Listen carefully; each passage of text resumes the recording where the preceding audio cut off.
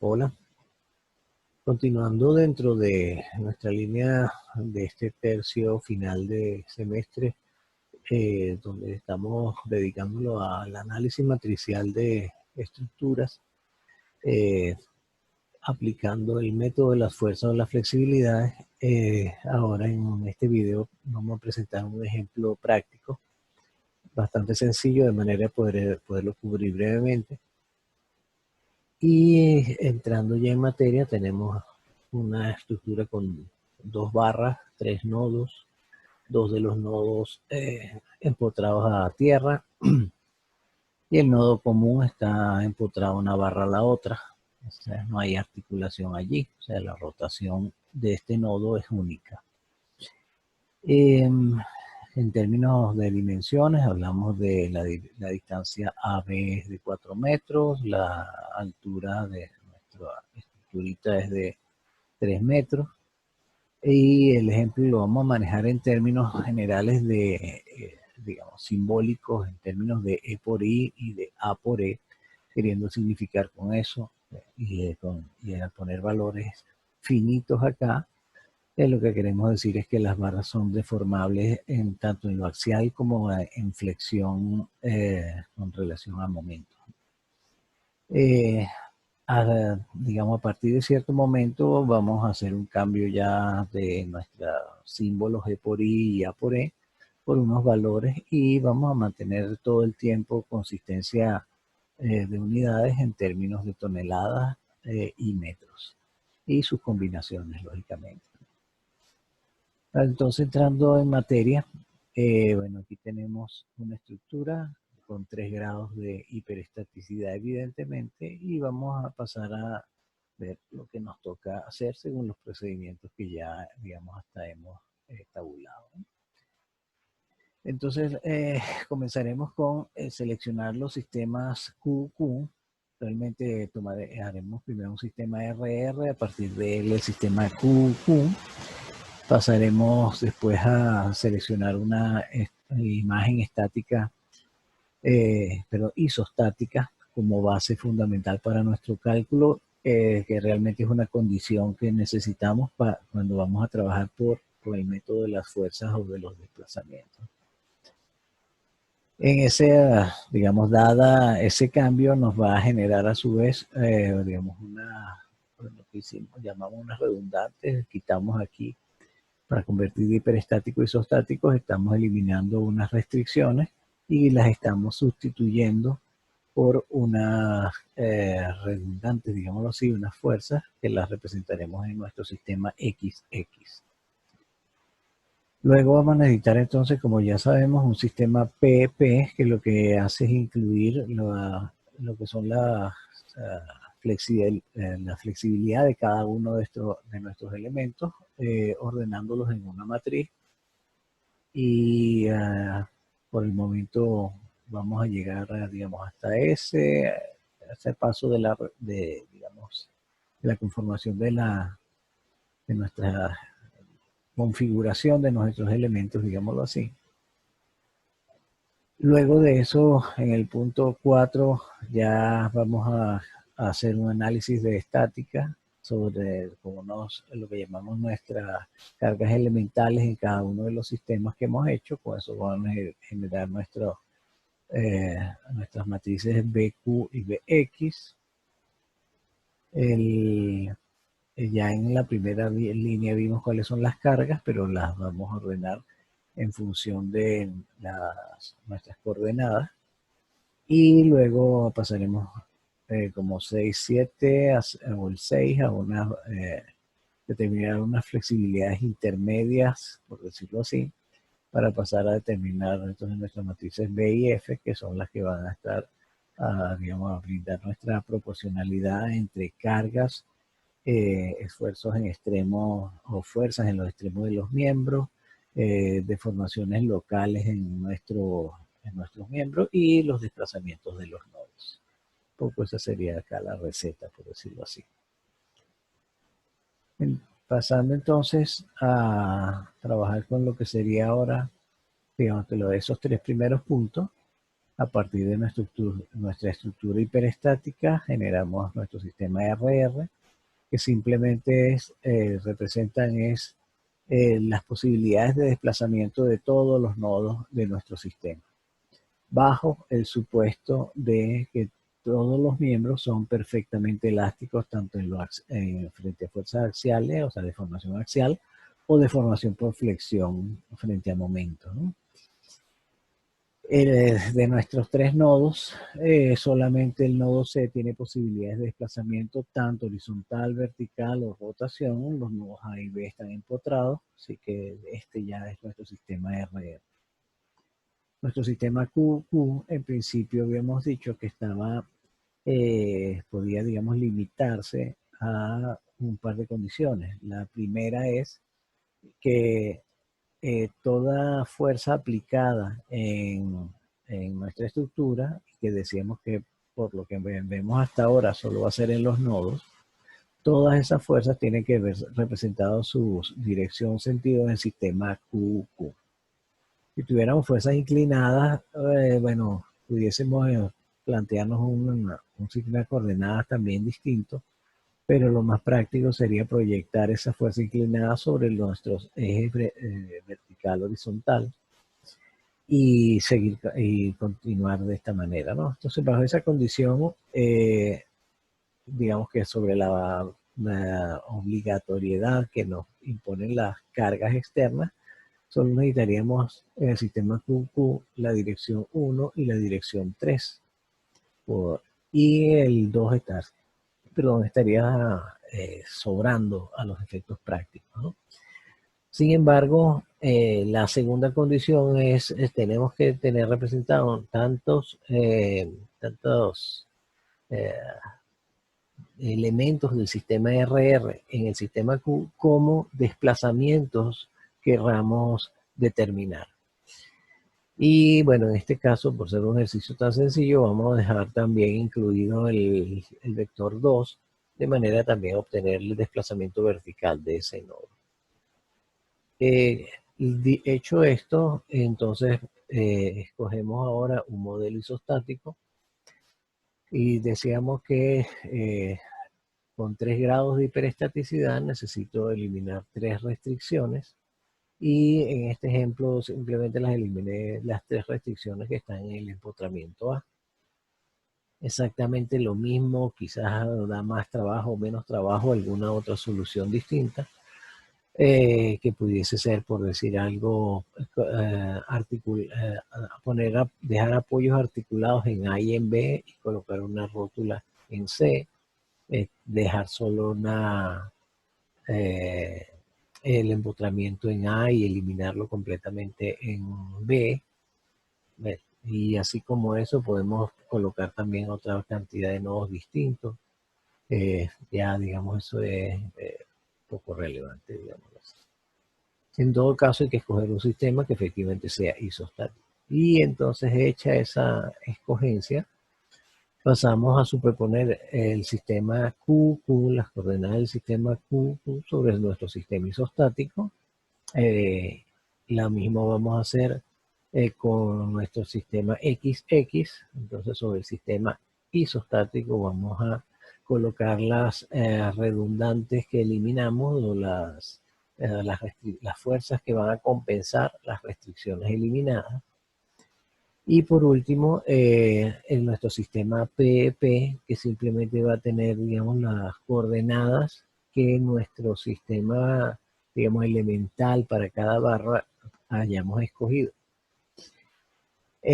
Habíamos dicho anteriormente que en estas primeras oportunidades y por ser el más sencillo, vamos a escoger el elemento simplemente apoyado y en el que las 3 posibilidades de desplazamiento que tenemos en nuestra barra van a estar vinculadas una con otra a través de su matriz de flexibilidad.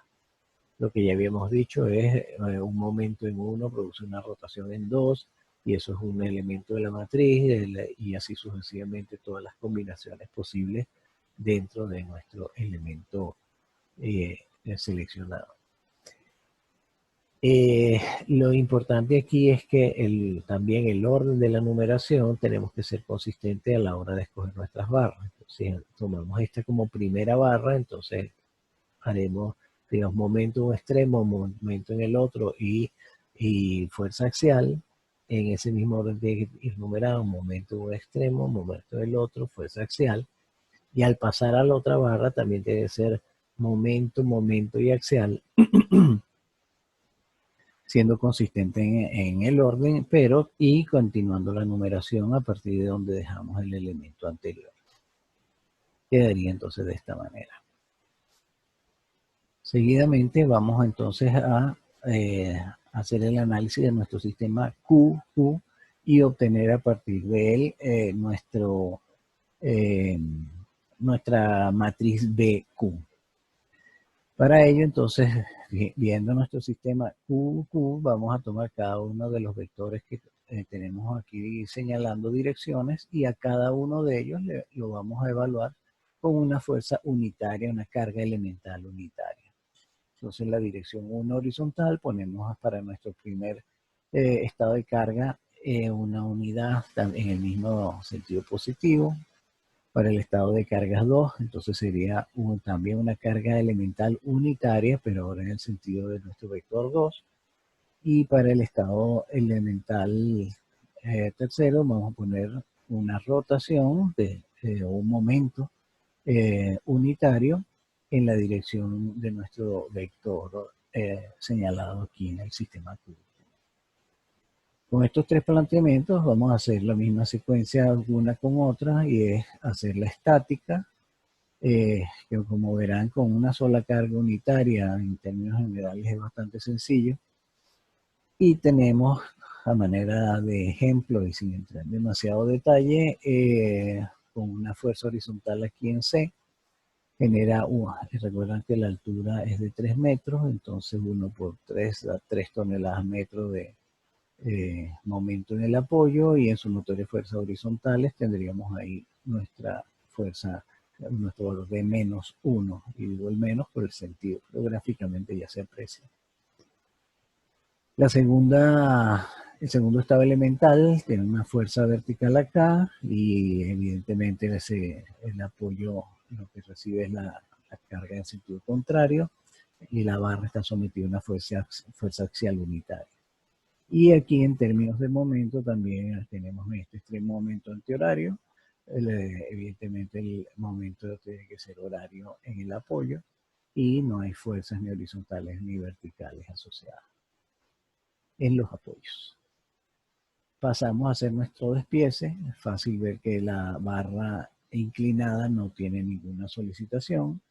Todo está en la barra vertical. Y bueno, y aquí están nuestros equilibrios, nuestro momento aquí en el apoyo, corte, aquí la axial y aquí momento. Para el caso 1, realmente aquí lo estoy pasando así muy rápido, pero digamos que la lógica es ir resolviendo el estado elemental 1, luego el estado elemental 2. Con el estado elemental 1, entonces ahora pasamos a la parte que hay que tener un poquito más de cuidado. Nuestro vector va a tener tantas coordenadas como nuestro sistema PP nos está indicando y va a ser, bueno, una sola columna que responde a todas las cargas que están, digamos, en este esquema, ¿no? Todas las solicitaciones que están en la barra. Si nos fijamos entonces, los tres valores 1, 2 y 3 que están en la cara inclinada corresponden a primera, segunda y tercera fila de nuestro vector. Todos esos elementos están en 0. Y para la barra vertical tenemos, fíjense, el 4, 5 y 6 serían momento abajo, momento arriba y fuerza axial. Momento abajo es 3 positivo, momento arriba es 0 y carga axial no tenemos. Entonces tenemos eso, 3, 0, 0. Estaría listo nuestro primer elemento, nuestra primera columna que va a alimentar a nuestra matriz BQ. Pasamos al segundo y solo tenemos carga axial en la barra vertical. Eso es el sexto valor de nuestro sistema PP. Todo lo demás es 0. Entonces aquí tenemos tantos 5 ceros y el sexto valor es el 1, que es una carga en tracción, de allí lo positivo. Y para el tercer estado elemental de carga tenemos nuevamente 3 ceros acá en las tres primeras filas. Abajo tenemos un momento horario, o sea, negativo, -1, el otro extremo es 1 positivo y carga axial 0. Teniendo estos tres valores, estos tres vectores, entonces conformamos nuestra matriz BQ, donde tenemos primera columna, segunda columna, tercera columna. Digamos que el armado de esta matriz es bastante sencillo. Pasamos ahora al otro sistema, al sistema XX. La rutina es prácticamente la misma. En este caso también tenemos tres estados elementales en XX. Fuerza horizontal, todas están aplicadas en este caso en el extremo A. Fuerza horizontal, fuerza vertical y momento. Y hacemos exactamente lo mismo. Hacemos nuestra estática, determinamos reacciones en apoyos y a partir de allí hacemos nuestro despiece. En este caso, digamos que tenemos ahora sí una fuerza, digamos que a los efectos de poder trasladarla a nuestro sistema PP necesitamos cuál es la axial sobre nuestro elemento. Aquí está hecha la representación gráfica, nuestra fuerza 1, la descomponemos en su elemento axial y en su elemento cortante, su fracción cortante. Con esto nos queda que tenemos, y es evidente por acá, un 0,8 pero en tracción, perdón, en compresión, ¿ok? Entonces, si vamos a armar nuestro vector P ahora de X1, entonces si entra a jugar la primera barra, momento 0, primer elemento, momento -3, el segundo elemento del vector, y un menos 0,8 como el elemento axial. Y en el elemento vertical tenemos 0, 3 como momento y 0 en axial. Aquí está ya conformado nuestro vector. Cosa similar tenemos con PX2. No sé qué valga la pena mencionar aquí. El axial es 0,6, que está por acá. Momento 0, momento 4 positivo. Y aquí tenemos 4 positivo, 4 negativo y 1 positivo. 4 positivo, 4 negativo, 1. Y aquí tenemos, digamos, más 1, menos 1, más 1, menos 1, axial 0, menos 1 y más 1 y 0 nuevamente. Armamos exactamente con la misma mecánica nuestra matriz BX.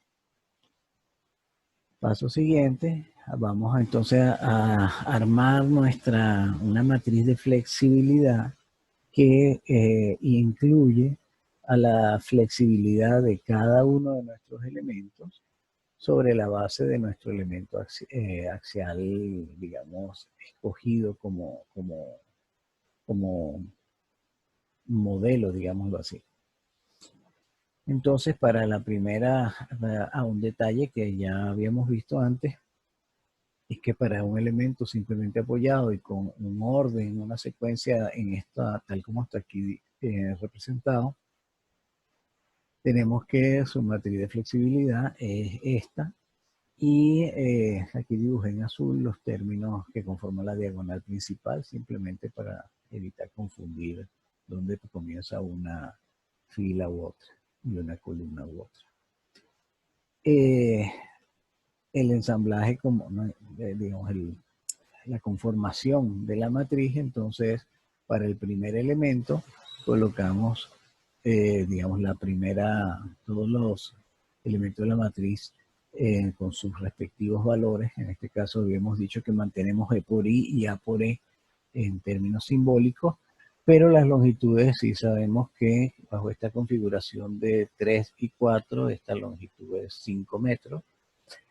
De allí entonces hacemos la sustitución 5 sobre 3 E por I y así sucesivamente todos los valores de la primera, estos 9, este elemento, esta submatriz de 3 por 3 corresponde al primer elemento. Y a continuación, en la diagonal, digámoslo así, de nuestra matriz, tenemos el segundo elemento con la misma conformación, pero esta vez la longitud es de 3 metros, y de allí ahora es 3 sobre 3i, y así sucesivamente. Aquí lo que hice fue una sustitución demasiado burda, pero bueno, ahí está. Efectuar este 3 sobre 3, o sea, es 1 sobre i, aquí es menos 1 medio i, o sea, hice esta fracción de acá y esto es L sobre 3i, ahí está simplemente. Esta matriz entonces no es la matriz de flexibilidad de la estructura, sino es una matriz que contiene la flexibilidad de cada uno de los elementos que están en nuestra estructura. Vamos a pasar entonces a determinar la matriz fxx y fxq. Aquí quise nada más representarles cada uno de los 3 elementos que conforman ese producto. Tenemos aquí la matriz Bx que determinamos recién, pero está transpuesta. ¿Okay? Las filas están como columnas y las columnas como filas. Tenemos la matriz F, digamos, que acumula la flexibilidad de todos los elementos, y aquí está otra vez Bx sin transponer. Al efectuar este producto de matrices tenemos una matriz que es de 3 por 3, o sea, las filas que contiene la primera matriz y las columnas que contiene la última matriz. Esa es la dimensión que nos da acá. Por supuesto, tiene que haber compatibilidad en dimensionado de los distintos productos. Y bueno, en definitiva tenemos aquí una matriz de 3 por 3. En el caso de fxq, entonces aquí tenemos nuevamente la misma matriz Bx transpuesta, la misma matriz de flexibilidad, pero ahora va a incorporar aquí es la matriz Bq, que ya también resolvimos por su lado. Y aquí nuevamente tenemos una matriz de 3 por 3. Fíjense que en realidad aquí vamos a estar, las dimensiones de estas matrices, en primer lugar, no necesariamente van a ser cuadradas. En realidad, estas sí. Pero digamos que el fxq va a estar condicionado en primera instancia, se puede ver por aquí, por el número de grados de hiperestaticidad de la estructura. ¿Okay? Entonces, bueno, y otro tema es, no, dejémoslo hasta allí. Bueno, pasamos a determinados digamos, esas matrices. Ahorita lo que les quería ver o mostrar era qué pasa ahora cuando empezamos a hacer cálculos ya yendo a lo que es la matriz de flexibilidad propiamente dicho y la matriz B de nuestra estructura. Fíjense que hasta ahora no han entrado las cargas externas para nada, o sea que estas matrices son, digamos, características de la estructura como tal. Bueno, lo que decía era que, bueno, efectuar estos productos en términos simbólicos, como lo habíamos hecho antes, pues tienen una gran complicación. Esto que tenemos aquí son, digamos, es una matriz de 3 por 3, donde todo esto que tenemos aquí adentro, en la medida que puedan verlo bien en imagen, pero en principio créanme cuando les digo que son efectivamente el producto, en este caso es la matriz F, o sea, es BQ transpuesto por F por B, y manejado en términos simbólicos. Y cuando uno ve este tipo de cosas, bueno, se plantea, bueno, aquí hay algo que, los efectos de ejercicio como tal, ni a mano, es para locos, pues en definitiva, ¿no? Entonces, no, pues lógicamente a lo que voy es que no vale la pena hacer una cosa en estos términos simbólicos porque al final no nos dice nada. Las opciones, entonces, yo les puse por aquí una notica, ¿no? Digo, en términos académicos, digamos, es costumbre, o sea, es algo que es práctico, colocar a E en función de EI o EI en función de AI de manera de reducir aquí el número de, digamos, todos los términos A, E y EI pueden agruparse, y eso simplifica muchísimo las expresiones, ¿sí? Eso en el caso, los efectos académicos, ¿no?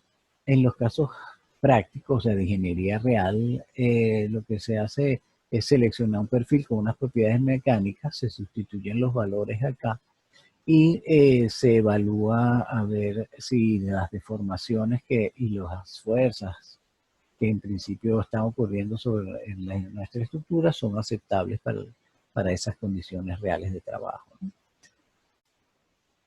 Disculpen que retroceda esta lámina un instante, pero antes le presenté un detalle simplemente que la relación entre áreas e inercia en la lámina anterior correspondía a otro perfil que no era el de este ejemplo, pero aquí ya están corregidos, ¿no? Dicho esto, entonces pasamos sí, a la parte final, que está hecha ya la corrección nuevamente.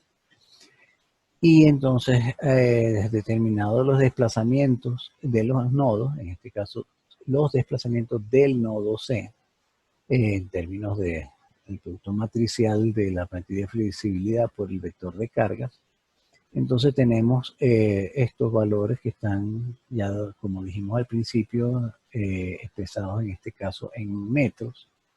Entonces tenemos un primer valor que sería el que corresponde a este valor 1, que es de menos 1 milímetro, o sea, habría un desplazamiento hacia la izquierda de 1 milímetro, habría un desplazamiento hacia arriba de apenas 10 milésimas de milímetro, prácticamente no se deforma en términos vertical horizontal, y una rotación en el sentido que está expresado acá, en sentido antihorario del nodo, de 0.567, perdón, 0.056 radianes. Esos son como, ¿qué? Como 2, 3 grados, algo por el estilo. Eh, lo siguiente que calculamos son nuestras fuerzas en los miembros mediante el B por Q. Y aquí esto nos referimos, estamos hablando de P, son fuerzas, P mayúscula, entonces esos son digamos, la rotación que sufre este nodo, perdón, rotación no, el momento en este extremo de la barra, y entonces corresponde al momento del empotramiento A de 0.37 toneladas metro, momento en el extremo, en el segundo extremo, el B de 0.75 toneladas metro, fuerza axial 3D, hay una compresión de menos 2.8 toneladas. Aquí tenemos la rotación en el empotramiento B. Aquí tenemos un momento en el extremo superior de la barra.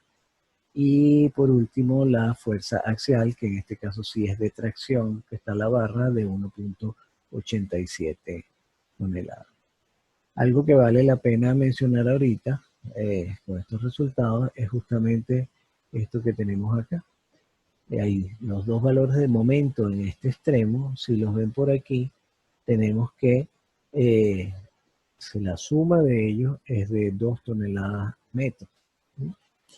Y justamente tenemos un momento aplicado en ese nodo que son justamente esas 2 toneladas metro que terminan distribuyéndose de esta manera. 0.75 bien, digamos, lo termina absorbiendo la barra inclinada y 1.25 la barra vertical. El otro término, como para terminar de resolver nuestro asunto, es el de las deformaciones locales de las distintas barras. Y allí tenemos entonces, y otra vez sobre la base del sistema P, tenemos una rotación en 1 negativa, o sea, vendría hacia este lado, y digamos una rotación en 3 negativa, entonces iría hacia este otro lado en vez de este casi aquí señalado. En definitiva, lo que nos dice es que esta barra está haciendo como una barriga en este sentido. Ojo con lo siguiente, este nodo no rota realmente, ¿verdad? Entonces, pero esta rotación, lo que dice es si uno extremo con el otro, voy a notar cuál es la deformación que tiene esa barra, ¿no? Y el 3 nos dice que reduce su tamaño también. En todo caso, lo que iba con lo de las rotaciones es que esa curvatura, esa forma que hace esa barriga que haría este elemento, digamos, está siendo empotrado en nuestro sistema real y digamos que nos da el sentido justamente de una concavidad hacia arriba. Y esa es la diferencia entre esta rotación y la rotación real del nodo, ¿no? Rotación real en los nodos la tengo en Q minúscula por acá. En este caso en particular, una verificación que podemos notar es la siguiente. La deformación axial que tiene la barra vertical, que es de 2.5, 2.6 10 milésimas de milímetro, dice que esta barra se está alargando en esa cantidad. Dado que está empotrado en este extremo, todo ese alargamiento tiene que darse en el desplazamiento vertical del nodo C. Y ese valor está aquí representado en Q sub 2 justamente. Y como verán, esos dos valores están coincidiendo, lo cual nos da, digamos, una cierta tranquilidad en cuanto a que nuestro cálculo está bien hecho. Bueno, con esto, digamos, termina ya lo que es nuestro cálculo de la estructura. Quizás lo que valdría la pena mostrarles solo por un instante, digamos, lo que fue el cálculo como tal acá representado, ¿no? Aquí estaba importada simplemente la librería del Python.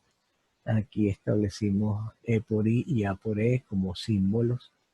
Y a partir de aquí ya entonces tenemos aquí la matriz F. No está en el mismo orden que está en la presentación de las láminas. En las láminas primero determinamos la matriz BQ, que aquí ve cómo está escrita cada una de sus, bueno, aquí se ve mejor por filas, pero en digamos, se puede hacer de distinta manera. Puedo escribirla como en las columnas, como es más fácil escribir las filas, bueno, puedo simplemente copiarlo del cálculo hecho o puedo escribirla como vector PET y transponerlo, así son detalles de cada uno. BX tiene lo mismo. Después de eso justamente determinamos la matriz del conjunto de las flexibilidades, nuestra matriz F para el conjunto de los elementos. Aquí viene simplemente el cálculo de fxx como el bx transpuesto por f por bx y así sucesivamente. Luego matriz B y matriz F. Esto que está con el numeral delante no se ejecutó, solo lo anoté allí como para una cierta referencia. Aquí tenemos nuestro vector Q que tiene la coordenada 1 menos 5, menos 1.5. En la segunda coordenada estaba en 0, que no había fuerza vertical. Y la tercera, que era de rotación, tenía un momento de 2 toneladas. Otro par de formulitas que utilizamos ya para determinar los valores finales de P, mayúscula, minúscula y Q, minúscula desplazamiento. Y estos solo fueron, digamos, los artilugios para determinar un Q, pero ya en términos numéricos, sustituyendo E por I por su valor y A por E por su valor también. Y ahí lo escribimos de esa manera. Si se me ocurre, por ejemplo, escribir, pedir cuál es el valor de Q, pero en términos, digamos, no evaluado E por I, sino manteniéndolo en simbólico, miren el animalito que sale, ¿no? Está todo esto en función de E por I. ¿Okay? Bueno, con esto terminamos entonces el ejemplo, con una pequeña ñapa. Espero que les haya sido interesante y nos vemos en la próxima para, digamos, las explicaciones, de aclarar dudas o lo que corresponda. Hasta luego.